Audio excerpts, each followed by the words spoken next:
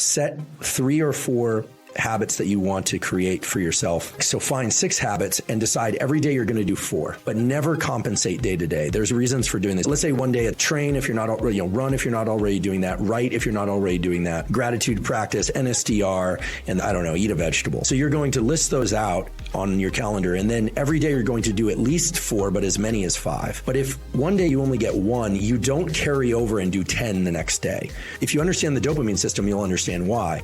Because what you're trying to do is you're trying to train up a circuitry for giving yourself random intermittent reward for performing these habits on a regular basis. So people will go do these heroic workouts, or they'll do a ton of stuff and then they'll reward themselves, and they just undermine the whole process of being able to do that consistently. It's a little complicated, but the way that reward schedules work is you're trying to teach the circuitry to work regularly, be rewarded only every once in a while and at random.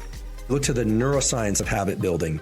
You would be wise to put certain habits at the early part of the day and certain habits at the later part of the day.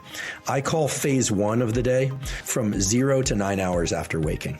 That period of the day, assuming that you're getting that sunlight exposure and a little bit of movement, but even if you're just getting some sunlight exposure, is going to be associated with high epinephrine, high dopamine, slightly higher cortisol. Certain habits we could call linear habits. These are things that you know how to do and you just need to do them. And so those sorts of habits would go well in that 0 to 9 hours. Then phase 2, go from about 10 hours till about 16 or 17 hours after waking. We tend to be a little bit sleepier. We tend to be a little bit calmer, at least, not necessarily sleepy. It's clear that other habits that have to do with what we call nonlinear brain operations, things like creative writing, brainstorming with a group, brainstorming with yourself, analytic work that is where there is no clear right answer. It's not plug and chug. It's more exploratory. Go best in the second phase, phase 2. I was thinking about, rolling jiu-jitsu earlier. I can't even call it rolling jiu-jitsu. I've only done it once, but clearly there's a lot of moment-to-moment creativity and kind of sorting things out. Whereas weightlifting, it's sets and reps. You're trying to complete a certain amount of sets and reps. You're trying to cover a certain amount of distance running, linear versus non-linear. And then, of course, there's the 17 to 24 hours, which is phase 3. And during that time, you want to be engaging one set of habits, which is sleep. Okay, roughly, it could be 16 to 24 hours, etc. So try and put the habits you're trying to form into the times of day in which those will actually be easiest. This sort of violates the earlier rule of try and access limbic friction. If there's something that you're really trying to adopt, more exercise, and that exercise is running a certain distance in a certain amount of time, put that in the early part of the day. If you're trying to do creative work, do in the second part of the day. If you are trying to develop a new skill that's exploratory, second part of the day. If you're trying to learn a skill that has defined steps already, it's linear, early part of the day. People will just find that it's simpler to do it in that fashion.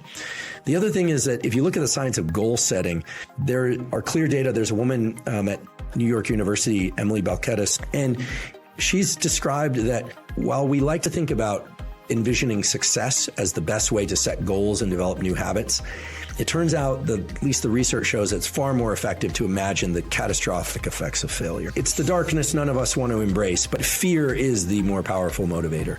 But provided you can still think clearly, you don't want to put yourself into a state of panic. So goal setting of, if I don't do this every day, I'm looking at diabetes and early death, is going to be a much more powerful motivator than imagining you're going, I'm going to be 10 pounds lighter and I can bench press 15% more by Christmas this time of year. It's great to have goals. It's also great to have motivators that are based on real world fear.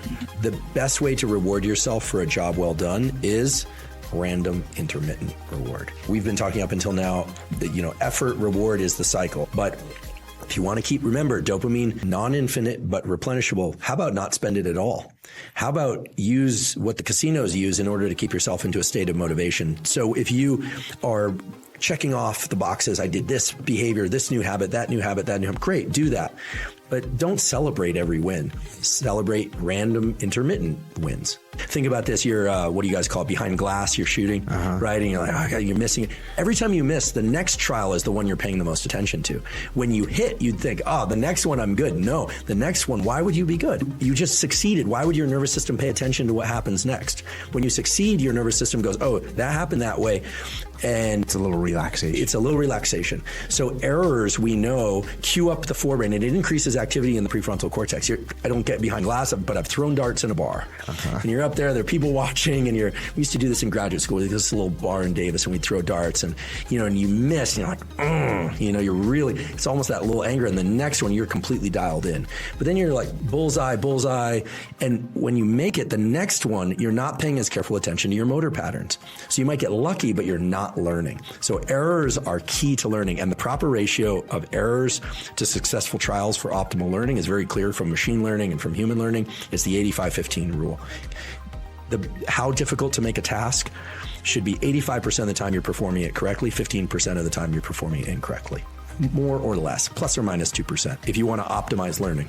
85% you get it, 15% you miss. Yeah, that's about the right level of difficulty for motor skill learning, cognitive learning, etc. Any more than that, it's putting too much of a demand on the attentional systems. Any less, you're putting too little demand on the attentional systems. That's what the machine learning shows in humans. That's what the machine learning algorithms based on human learning.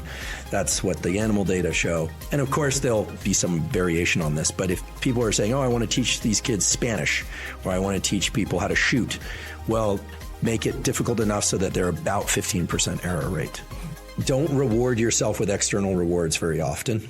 So make the training its own reward. So if it's, I'm going to train and then I'm going to have the pancake breakfast, great. Do it every once in a while. But don't do it every Sunday. Don't do it every workout. So it's not so much about the frequency as much as it is how what we call the schedule of reward.